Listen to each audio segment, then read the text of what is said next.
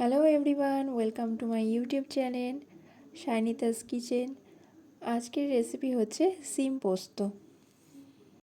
প্রথমে সিমগুলোকে ধুয়ে ভালো করে পরিষ্কার করে নেব। কড়াইতে তেল দিয়ে কালি জিরে শুকনো লঙ্কা ফোড়ন দিয়ে নিতে হবে।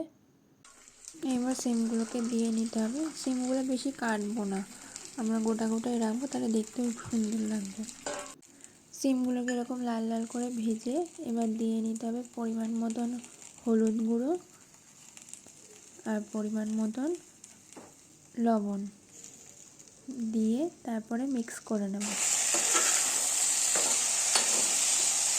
এবার মিক্সিং জারে দিয়ে নিয়েছি সর্ষে, পোস্ত আর কাঁচা পাকা লঙ্কা।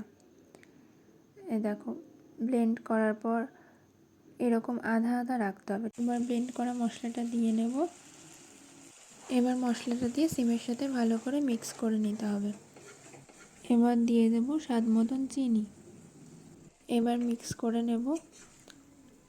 বেশিক্ষণ কিন্তু পোস্ত দিয়ে রান্না করে না, তো আমাদের রান্না কিন্তু হয়ে গেছে। আমাদের সিমের পোস্ত কিন্তু রেডি। গরম ভাতে কিন্তু সিমের পোস্ত দিয়ে খেতে হেবি ভালো লাগে। তোমরাও একবার ট্রাই করে দেখো। টাটা।